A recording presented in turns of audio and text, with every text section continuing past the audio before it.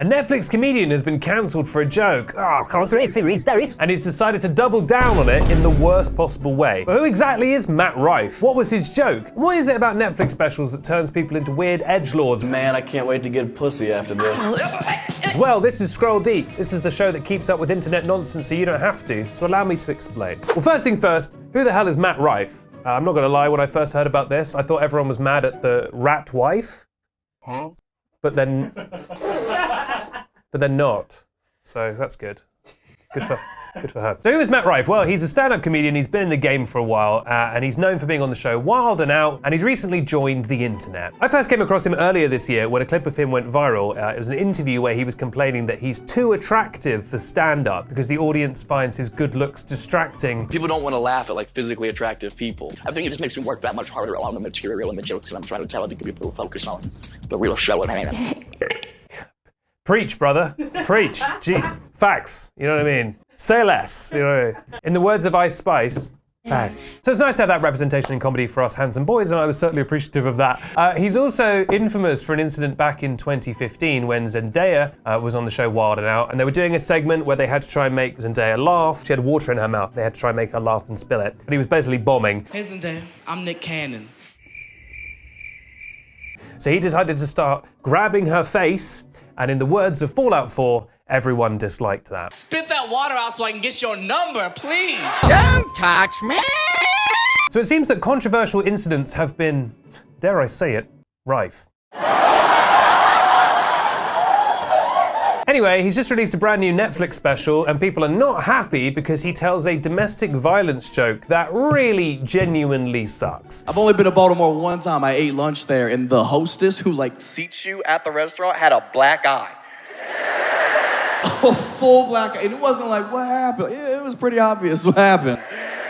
Man, I feel like they should put her in the kitchen or something where nobody has to see her face, you know? And I was like, yeah, but I feel like if she could cook, she wouldn't have that black eye. I mean, am I right or am I right? Not only is it offensive in just a gross way because it's about domestic violence, it's also crap. Like, it's a really basic, lazy joke. It's like a joke an uncle would tell in like 1973. It just sucks. And people are mad. The criticism has been, dare I say it, rife.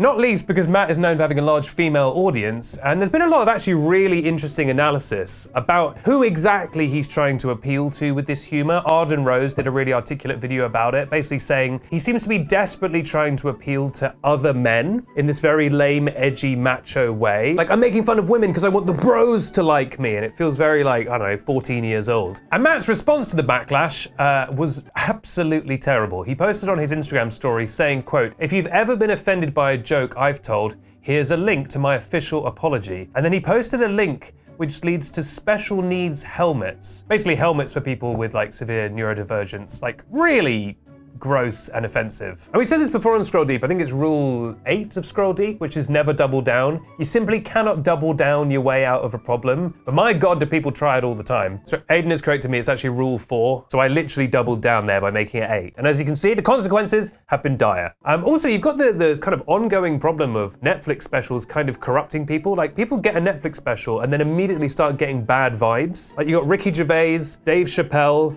By the way, I looked up Matt Rife's Wikipedia page, and he lists his inspirations as Ricky Gervais and Dave Chappelle, so there seems to be a real pattern here. But these people who do like kind of edgy but generally quite interesting comedy, and then they get a Netflix special and just go like bottom of the barrel, just absolute gutter kind of humor. It's really weird. Maybe it's because there's so much stuff on streaming they need to try and cut through, but it's sad to say that bad edgelord comedy on Netflix is, dare I say it, rife. But what do you think? Are you still mad at Matt? I mean, we're at a point now where we all accept that cancel culture doesn't exist. Like, he's not going to experience any kind of consequences or anything from this. So it's more just about how each individual person feels. Do you think the joke was acceptable? Do you think he has learned his lesson? I would argue no. Is there a reason why this kind of humor is, dare I say it, so common? Let me know in the comments down below.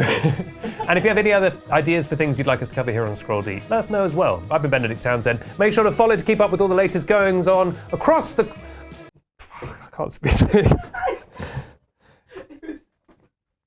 Make sure to follow to keep up with all the goings on across the wide world of the internet. We've got only the best stuff for you here on Scroll Deep, whether it be Matt Rife or Rat wife. Who am I to criticize this man's comedy?